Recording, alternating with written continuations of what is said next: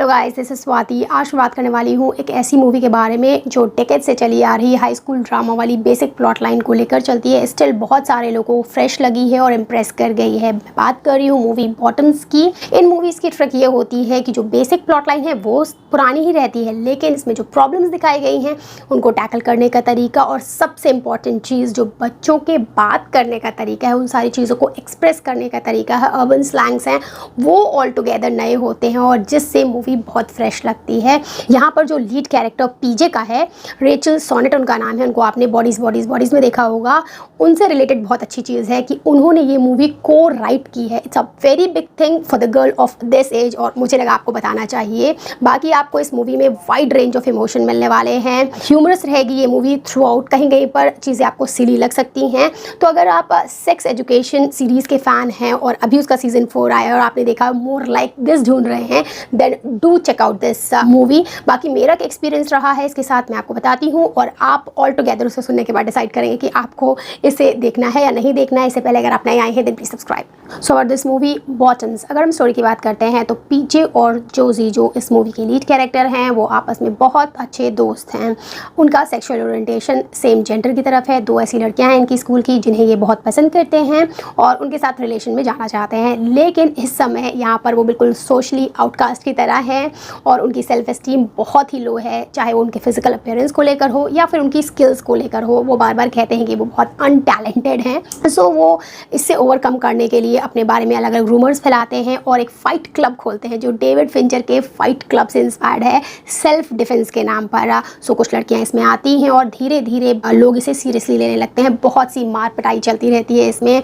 अब सीरियसली इसे लेने के बाद लोग अपनी इमोशनल चीज़ें यहाँ पर शेयर करने लगते हैं और इसके बाद जब इनका अल्टीरियर मोटिव सामने आता है कि कोई सेल्फ डिफेंस नहीं सिखाना चाहते थे, इनका तो कुछ और ही मंजिल है जहाँ ये पहुँचना चाहते थे। सो अभी तक जो मैंने इवेंट्स बताए हैं वो बहुत देखे दिखाए और सुने सुनाए लगे होंगे आपको, लेकिन इसके बाद जो इवेंट्स टर्न आउट होते हैं वो थोड़े स्पेशल हैं, एक्सक्लूसिव हैं इस मूवी के लिए और उसके लिए आपको ये मूवी देखनी चाहिए। बाकी मैं आपको कुछ पॉजिटिव्स और नेगेटिव्स इस मूवी के बताने वाली हूँ।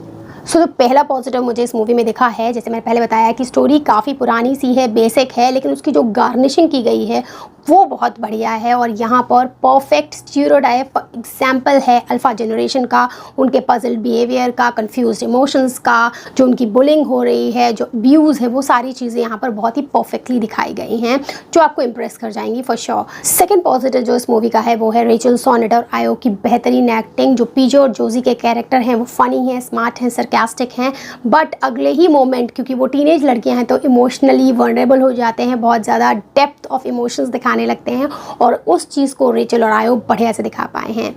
थर्ड पॉजिटिव इस मूवी का मैसेज है जो पहले भी आपने बहुत सी मूवीज़ में सुना होगा, लेकिन हर बार सुनना अच्छा लगता है कि आपको सेकंड चांसेस मिलते हैं। कभी कभी आप ह्यूमन बीइंग ही हैं और आपसे गलतियां हो जाती हैं जब आप अपने लो मोमेंट्स में होते हैं, लेकिन उनको सुधारने का मौका आपको हमेशा मिलता है, बशर्ते आप अंदर से ट्रू रहें। तो अगर रोबैक्स की बात करते हैं तो जो पहला नेगेटिव है कि कुछ लोगों को यहाँ पर दिखाई गई चीज़ें टॉक्सिक फेमिनिज्म वाली लग सकती हैं, कॉज यहाँ पर जो पॉइंट ऑफ व्यू है बहुत ही लिबरल है और फेमिनिज्म की तरफ टिल्टेड है, क्योंकि यहाँ पर दिखाई गई लड़कियाँ कंटेम्प्रेरी विमेन और गर्ल्स को रिप्रेजेंट करती हैं। इवन LGBT कम्युनिटी को भी यहाँ पर इंक्लूड किया गया है।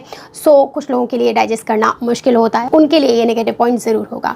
सेकेंड नेगेटिव, यहाँ पर जो डायलॉग्स बोले गए हैं उसमें बहुत ज़्यादा मॉडर्न स्लैंग्स यूज़ किए गए हैं, तो जो लोग इन सारी चीज़ों से परिचित नहीं हैं उन्हें इन चीज़ों को समझने में बहुत दिक्कत आने वाली है। अगर रेटिंग की बात करें तो मैं इसे दूंगी 7.5 आउट ऑफ 10 ना। यहाँ पर कोई भी अडल्ट सीन नहीं है, प्रोफैनिटी भर भर कर है, गोर और वायलेंस माइल्ड है। सो अगर इस वीकेंड आप कुछ लाइट और फनी देखना चाहते हैं then do go for this movie. That's it, bye.